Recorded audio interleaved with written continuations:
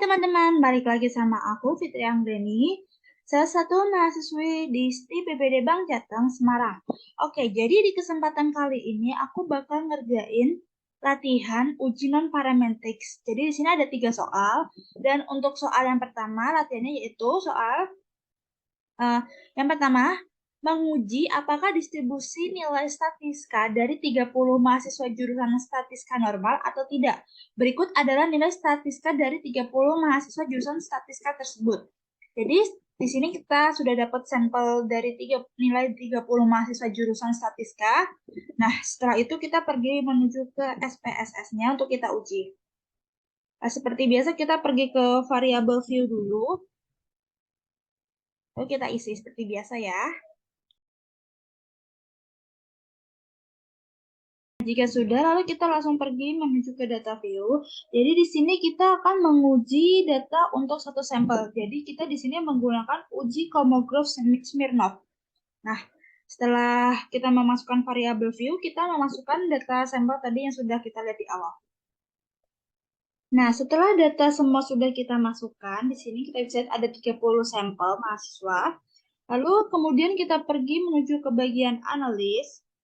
Setelah itu kita pergi ke bagian non-parametric test. Nah, di sini kita pilih legacy dialogs dan kemudian kita pilih one sample types. Lalu di bagian itu kita masukkan ke test variable list. Kemudian untuk test distribution-nya kita gunakan yang normal. Kemudian kita oke. Nah, di sini bisa kita lihat hasilnya dari one sample Kolmogorov-Smirnov testnya.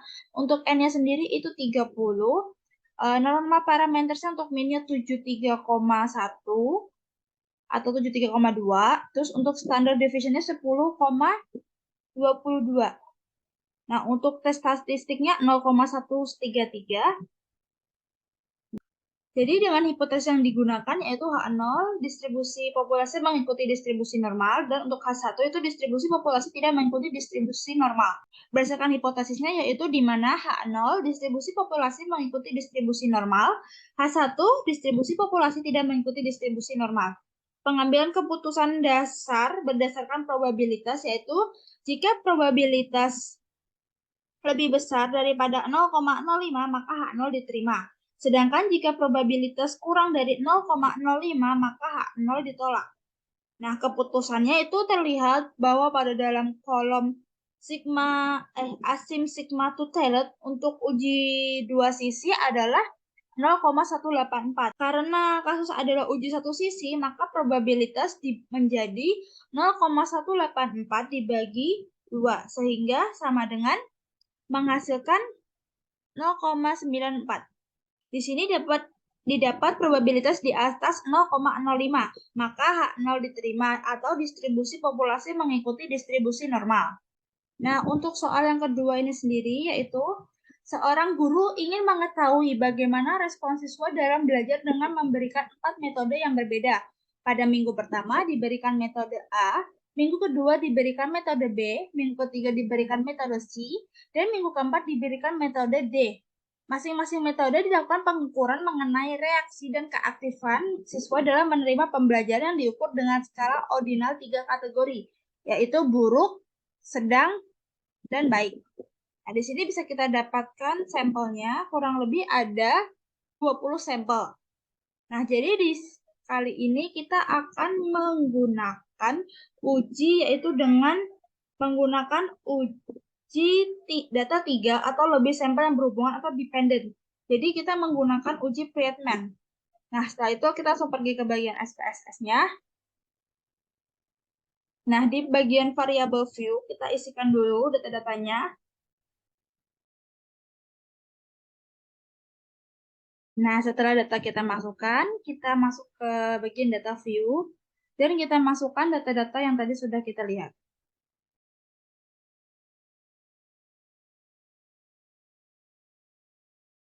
Nah, setelah semua data kita masukkan, lalu kita pergi ke bagian analis. Nah, di sini kita pilih yang bagian non-parametric test, kemudian kita pilih di bagian legacy dialogs, lalu kita pilih yang correlate samples. Nah, di sini langsung aja kita masukin semua ke bagian tes variabel. Nah, untuk test type-nya sendiri itu menggunakan Vietman. Nah, jika sudah lalu kita oke.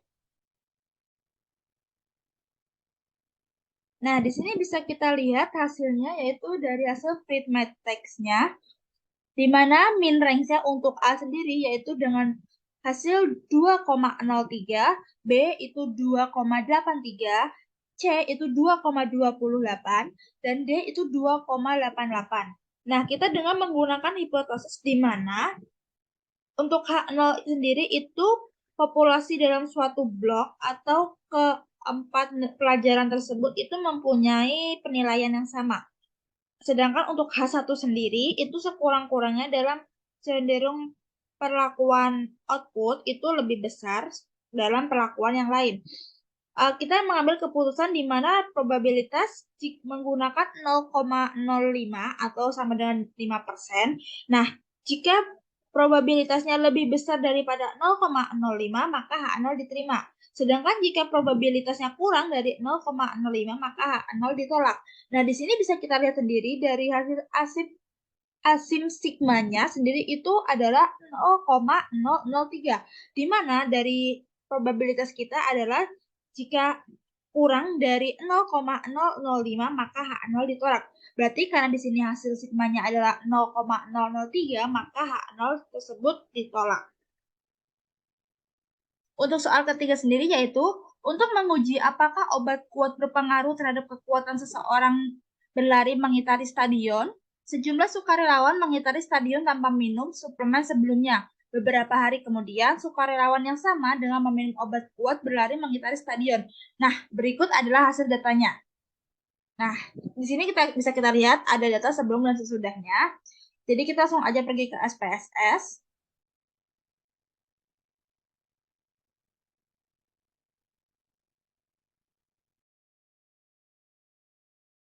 Nah, jika variabel view sudah kita masukkan, kita langsung pergi ke data view untuk memasukkan data-data yang tadi. Nah, setelah semua data sudah kita masukkan, kita pergi ke bagian analis. Nah, kita pilih non-parametric test, lalu kita pergi ke bagian legacy dialogs, lalu kita pilih yang bagian to relate sample. Nah, di sini langsung kita masukkan ke variabel 1 dan variabel 2-nya. Untuk test type-nya kita menggunakan Wilcoxon. Setelah itu kita oke. Nah, di sini bisa kita lihat dari hasil range-nya, untuk negatif range sendiri itu ada 2 di antara dari 10 total 10 data. Sedangkan untuk positifnya sendiri itu terdapat 7 data dari total 10 data. Dan untuk yang sama itu ada 1 dari 10 data. Nah, di sini lalu kita bisa lihat juga untuk hipotesis sendiri itu di mana suplemen atau obat tersebut untuk H0 ya, suplemen atau obat tersebut tidak mempunyai efek berarti kepada para pelari. Sedangkan untuk H1 itu suplemen tersebut mempunyai efek kepada untuk peningkatan pada pelari.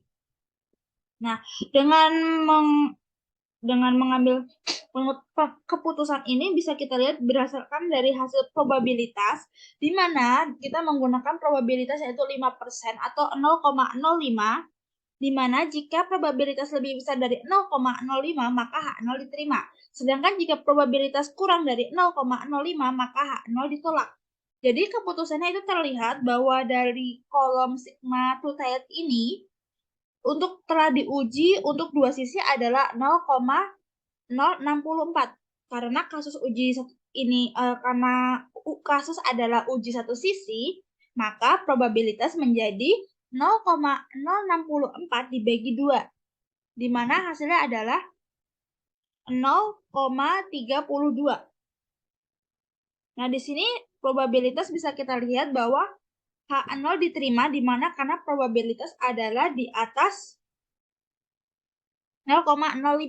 Jadi bisa kita simpulkan bahwa memang suplemen tersebut itu berpengaruh untuk para atlet atau pelari tersebut. Baik, kurang lebih ini dia penjelasan dari saya. Saya minta maaf sekurang-kurangnya kalau ada kesalahan atau tutur kata yang kurang berkenan buat kalian semua. Sekian, wassalamualaikum warahmatullahi wabarakatuh. Sampai jumpa di video selanjutnya.